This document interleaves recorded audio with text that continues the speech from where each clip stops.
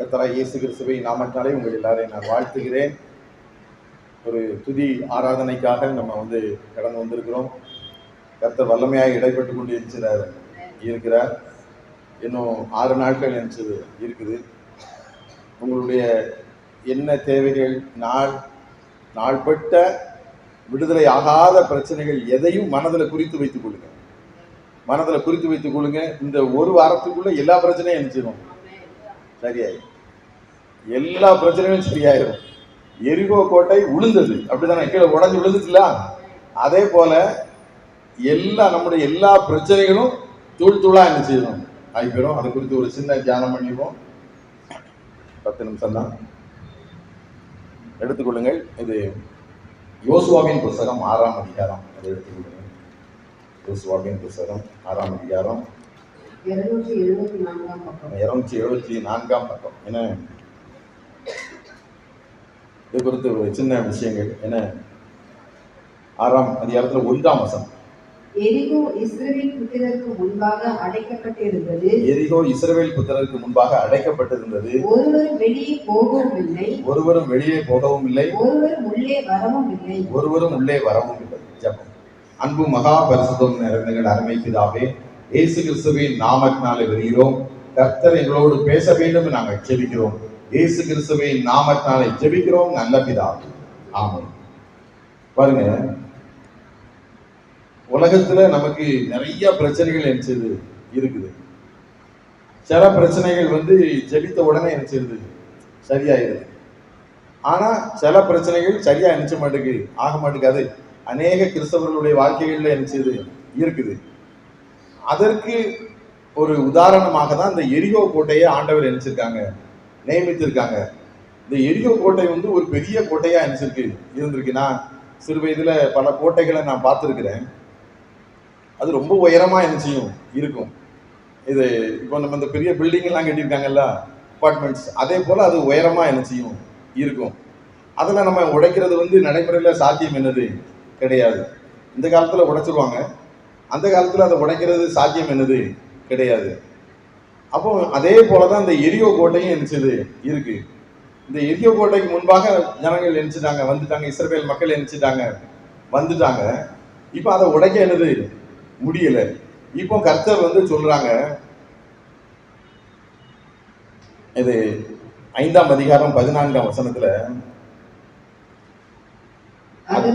அதற்கு அவர் அல்ல, நான் கர்த்தருடைய சேனையின் அதிபதியாய் இப்பொழுது வந்தேன் என்றார். பாருங்க, இந்த எரிகோ கோட்டை முன்பாக ஜனங்கள் வர்றதுக்கு முன்பாகவே கர்த்தருடைய தூதனானவர், அதாவது ஜீசஸ் கிரைஸ்ட், அவர் அங்க வந்துட்டார். ஏற்கனவே வந்துட்டார். நல்லா புரிந்து கொள்ளுங்க. அவரால ஒரு நொடியில அந்த கோட்டையை தகர்க்க முடியும். ஆனா ஜனங்கள் ஒரு அற்புதத்தை லேசா எண்ணி விட்டுருந்தாங்க. அதனால ஆண்டவர் சில காரியங்களை அவங்க செய்யறாங்க.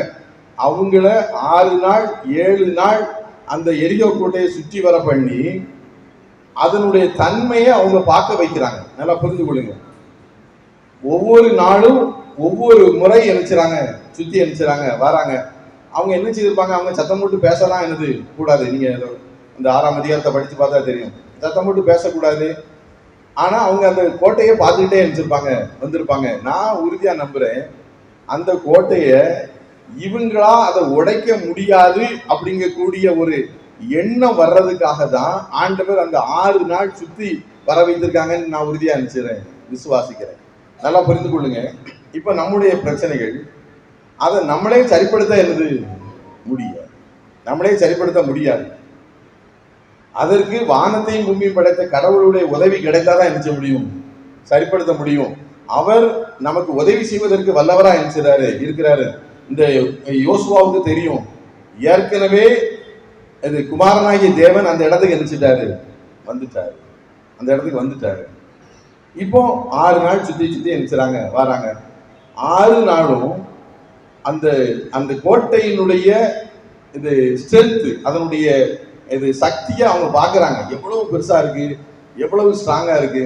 நல்லா புரிந்து கொள்ளுங்க. அந்த கோட்டை கிட்டத்தட்ட இவ்வளவு இத்தனையோ மீட்டர், ஒரு 10 மீட்டரோ ஏதோ சொல்றாங்க. ஏன்னா அந்த அளவுக்கு அகலம் வாய்ந்த சுவரா இருந்திருக்கு.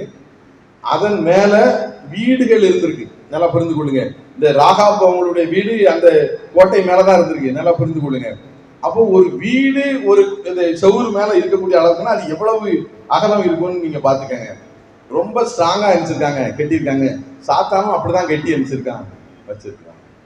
பயங்கரமா நம்மளுடைய பொருளாதார விஷயத்திலும் சரி, நம்ம குடும்ப வாழ்க்கையிலும் சரி, நம்மளுடைய ஊழிய விஷயங்கள்லயும் சரி, சாத்தான் என்ன பண்ணியிருக்கான்? ஒரு பெரிய அகலமான சுவரை கட்டி வச்சிருக்கான். அத நம்ம உடைக்க முடியாது அப்படிங்கக்கூடிய எண்ணத்துக்கு நம்ம முதல்ல என்ன செய்யணும்? அதுக்குதான் ஆண்டவர் 6 நாள் என்ன செய்றாங்க? சுத்த வைக்கிறாங்க. 7வது நாள் அவங்க அதை 7 முறை என்ன செய்றாங்க? சுத்துறாங்க. சுத்தும் போது அந்த கோட்டை இவங்க போய் தொடாமலே அந்த கோட்டை உடைந்து இருந்துச்சு. இவங்க தொடவே இல்லை. நம்ம எந்த முயற்சியும் எடுக்கல. நம்மளால முடிக்க முடியாது. அதுக்குதான் அந்த 6 நாள் இது சுற்றி வர பண்ணது. அப்போ 7வது நாள் அந்த கோட்டை என்ன அந்த இடிந்து விழுது. அதற்கு உள்ளே போய் அவங்க அவரவருக்கு வாசல் உண்டாகுது. நல்லா புரிந்து கொள்ளுங்க. அவரவருக்கு வழி திறக்குது. நல்லா புரிந்து கொள்ளுங்க. ஏற்கனவே ஏசாயா 60ஆம் அதிகாரத்துல நம்ம படித்தோம். துதி செலுத்தினால் வாசல் திறக்கும் நினைச்சோம், படித்தோம். இந்த மாதத்தினுடைய வாக்குத்தத்தமே நான் உங்களுக்கு திறந்த வாசலை வைத்திருக்கிறேன் அப்படிங்கிறது தான். அப்போ எல்லாருக்கும் வழி திறக்குது. இப்போ அவங்க போய் என்ன பண்றாங்கன்னா, அங்க எல்லாரையும் பட்டை கற்கால என்ன செய்றாங்க? அழித்து போடுறாங்க. எல்லா ஜனங்கள், மிருகங்கள் பரிதாபம் தான் இருக்கு. ஆனா அது அந்த ஜனங்களை அழிக்கிறத பத்தி அது பேசல. அவிசுவாசங்களை அழிக்கும்படி கர்த்தர் என்ன செய்றாங்க? ஏற்பாடு பண்ணிக்காங்க. நல்லா புரிந்து கொள்ளுங்க. நமக்குள்ள எந்த அவிசுவாசமும் இருக்கக்கூடாது, இருக்கக்கூடாது. இப்படி நடக்காம போயிருமோ, என் வாழ்க்கை மோசமா போயிருமோ, அல்லது நம்ம அழிந்து போயிருவோமோ, அல்லது தோல்வி அடைந்துருவோமோ, அல்லது நம்ம பிள்ளைகள் இப்படி இருப்பாங்களோ, இந்த அவிசுவாசங்களே நம்மளை விட்டு நீங்க வேண்டும். இதுதான் ஆண்டவருடைய நோக்கம். நல்லா புரிந்து கொள்ளுங்க. அவிசுவாசம் இருந்தாலே அந்த ஜனங்களுக்கு ஆசீர்வாதம் என்ன செய்யாது? வராது. அப்போ இந்த 6 நாள் நம்ம செடி பண்ண வேண்டியது என்ன? நான் உங்களுக்கு ஆலோசனை சொல்றேன். இந்த 6 நாள் இப்ப இந்த 1 மணி நேரம் ஜபத்துல மட்டும் இல்ல, காலையிலிருந்து ராத்திரி வரைக்கும் துதிச்சிட்டே இருங்க. மனசுக்குள்ளேயும் சரி, சத்தம் போட்டும் சரி, வாய்ப்பு கிடைக்கும் சத்தம் போட்டும் சரி, துதித்து கொண்டே இருங்க. நீங்க என்னென்ன பிரச்சனை உங்களுக்கு ஒவ்வொருத்தருக்கு இருக்கு, உங்களுடைய பிரச்சனைகள் உங்களுக்கு தான் தெரியும், எங்களுக்கு தெரியாது. ஆனா நீங்க அந்த ஒவ்வொரு காரியத்துக்காக, ஆண்டவரே இந்த பிரச்சனை எங்க வாழ்க்கையில இருக்கிறதுக்காக உங்களுக்கு நன்றி செலுத்துகிறேன், இது இப்படிலாம் நடந்துட்டு இருக்கக்காக உங்களுக்கு நன்றி செலுத்துகிறேன், துதிக்கிறேன் அப்படின்னு மட்டும் நீங்க துதிச்சுக்கிட்டே என்ன செய்யுங்க? இருங்க. 6 நாளும் துதிங்க, விட்டுறாதங்க. இந்த 7 நாளைக்குள்ள இந்த பிரச்சனைகளுக்கெல்லாம் ஒரு முடிவு கண்டிப்பா என்ன செய்யுது? அதை நீங்க மறந்தே போயிடாதாங்க. இப்போ இஸ்ரவேல் மக்களுக்குள்ள எந்த அவிசுவாசமும் வளர்ந்துடக்கூடாதுங்கிறதுக்காக தான் அந்த எரிகோ கோட்டையில் உள்ள எல்லா ஜனங்களையும் அழித்து போடுறது. அப்போ நமக்குள்ள எந்த அவிசுவாசமும் இருக்கக்கூடாது. இந்த 6 நாளும் நம்ம அவிசுவாசங்களை அழித்து போடுறோம். இப்போ அருமையான பிரதர் சொன்னாங்க, இது அந்த ஆபிரகாம் அவர் கொடுத்த வாக்குத்தத்தத்தை அவர் நிறைவேற்ற வல்லவராய் இருக்கிறார் என்று சொல்லி கர்த்தரை மகிமைப்படுத்திக்கிட்டே இருக்கிறார், துதி செலுத்துறார், வாழ்க்கை முழுசும் துதி செலுத்துறாரு. நல்லா புரிந்து கொள்ளுங்க.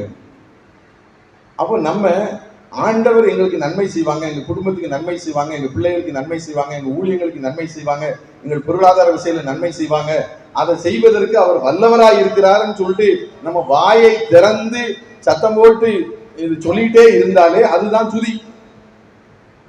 துதிக்க எரிகோ கோட்டை மாதிரி இருக்கிற தடைகளும் கண்டிப்பா நீங்கி போயிடும். ஆனா நம்ம செய்ய வேண்டிய காரியங்கள் என்ன அப்படின்னா, அவிசுவாசங்களை நம்மளை விட்டு அகற்றி போடணும். அவர் தான் சர்வ வல்லவர், அவர் தான் எதையும் செய்ய முடியும், அவர் செய்வார். அவர் சொல்றாரு, நீ நிக்கிற பூமி, அதுக்கு முந்தின அதிகாரத்துல 15ஆம் வசனம், அப்பொழுது கர்த்தருடைய சேனையின் அதிபதி கர்த்தருடைய சேனையின் அதிபதி யோசுவாவை நோக்கி உன் கால்களில் இருக்கிற பாதரட்சைகளை கழற்றி போடு, உன் கால்களில் இருக்கிற பாதரட்சைகளை கழற்றி போடு, நீ நிற்கிற இடம் பரிசுத்தமானதே என்றார். நீ நிற்கிற இடம் பரிசுத்தமானது என்றார். யோசுவா அப்படியே செய்தான். யோசுவா அப்படியே என்ன செய்யலாம். அப்ப நம்ம நல்லா புரிந்து கொள்ளணும், நம்ம இருக்கிற இடம் பரிசுத்தமானது. ஏன்னா கர்த்தர் இந்த இடத்துல இருக்கிறார். வந்து எவ்வளவு பெரிய அபிஷேகம் வந்துச்சுன்னு நம்ம பார்த்தோம். ஏன்னா அப்போ கர்த்தர் வந்துதான் அந்த அபிஷேகத்தை என்ன செய்றாரு, கொடுக்கிறாரு. அப்போ இந்த இடம் பரிசுத்தமான இடமா என்னச்சது இருக்கு. நம்ம இந்த வாரம் முழுவதும் நம்ம கர்த்தரை நோக்கி என்ன செய்றோம், துதி செலுத்த போகிறோம், இது நன்றி செலுத்த போகிறோம். இது கர்த்தர் கண்டிப்பா எல்லா பிரச்சனைகளையும் நம்மளை விடுதலை பண்ணி அந்த கோட்டைகளை என்ன செய்வாங்க, தகர்த்து போடுவாங்கிறத நான் உறுதியா நினைச்சிறேன், விசுவாசிக்கிறேன்.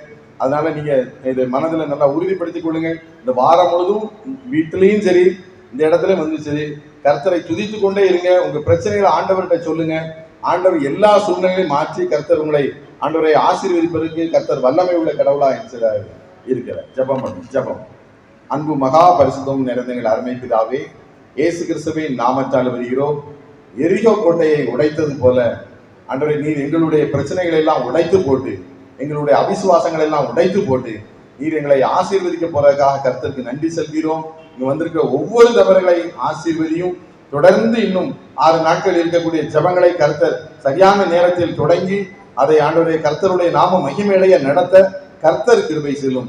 எல்லா துதிகன மகிமை கர்த்தருக்கே செலுத்துகிறோம். ஆண்டவரே இயேசு கிறிஸ்துவின் நாமத்தாலே ஜெபிக்கிறோம் நல்ல பிதாவே. ஆமென்.